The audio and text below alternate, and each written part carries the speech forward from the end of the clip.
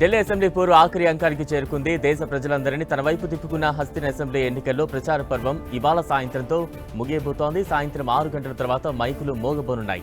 70 స్థానాలున్న Delhi assembly ఎన్నికల్లో వరుసగా 4వసారి విజయం సాధించి అధికారాన్ని దక్కించుకోవాలని ఆమ్ ఆద్మీ పార్టీ భావిస్తోంది.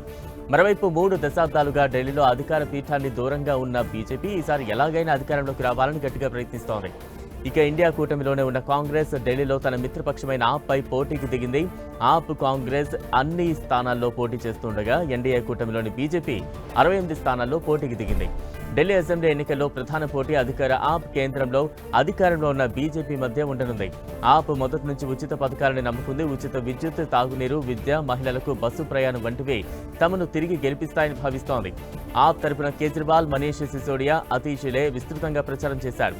తమకు మరోసారి ఢిల్లీ ప్రజలు అవకాశం ఇస్తారని ఆప్ అంచనా వేసుకుంటోంది. ఉచితాలపై ఆప్ను తీవ్రంగా విమర్శించిన బీజేపీ కూడా తమ మేనిఫెస్టోలో ఉచిత పథకాలను ప్రకటించింది.